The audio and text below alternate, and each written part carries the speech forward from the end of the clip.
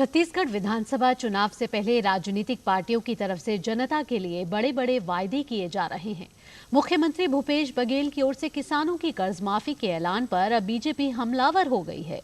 BJP ने बघेल सरकार से पूछा कि किसान तो हर साल कर्ज लेता है, लेकिन कर्ज माफी उन्हें चुनाव के समय ही क्यों याद आई है। छत्तीसगढ़ चुनाव के लिए प्रत्याशियों की घोषणा और पहले चरण के लिए नामांकन के बाद अब जनता को भाजपा और कांग्रेस के घोषणा पत्र का इंतजार है। लेकिन इससे पहले ही दोनों पार्टियां जनता से बड़े बड़े वादे कर रही हैं।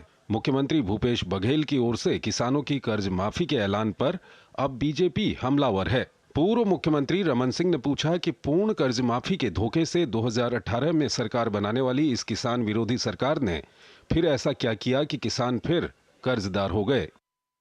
ये स्थिति छत्तीसगढ़ में बनी हुई है कि किसान कर्ज के बोझ से दबता जा रहा है। सरकार की नीति ऐसी है, सरकार की नीयत ऐसी है कि 5 साल के बाद हर 5 साल में किसानों के ऊपर इतना बोझ बढ़ जाता है कर्ज का कि उसको फिर से कर्ज माफी के लिए आवेदन करना पड़ता है। तो ये असफलता भूपेश बघेल की है।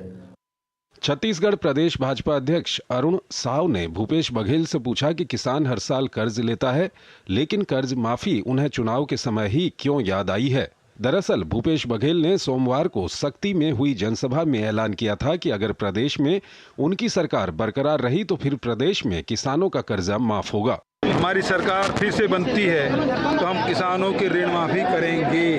इस बीच प्रवर्तन निदेशालय की ओर से छत्तीसगढ़ में 175 करोड़ रुपए के चावल घोटाले का पर्दाफाश करने पर भी बीजेपी ने करारा हमला बोला है। बीजेपी प्रवक्ता अजय आलोक ने चुनाव आयोग से अपील की है कि चावल घोटाले से प्राप्त धन का चुनाव में इस्तेमाल रोकने के लिए ठोस कदम उठाएं। ये 175 करोड़ रुपए कहां जा रहे हैं? मुख्यमंत्री का कार्यालय इसमें सीधे इन्वॉल्व है। हम आपके माध्यम से चुनाव आयोग से अपील करते हैं कि इस पैसे की ट्रांजैक्शन पर कड़ी नजर रखी जाए। इस बीच राजनांदगांव के मोहला मानपुर में सड़क पर कुछ पर्चे मिले हैं, जिनमें नक्सलियों ने बीजेपी नेता बिरजू तारम की हत्या की जिम्मेदारी ली है।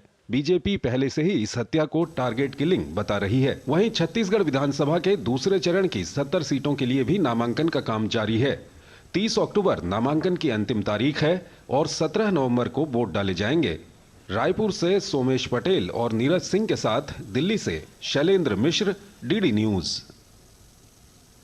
और अब खबर मध्य प्रदेश से। मध्य प्रदेश में कांग्रेस और भाजपा नेताओं के बीच आरोप प्रत्यारोप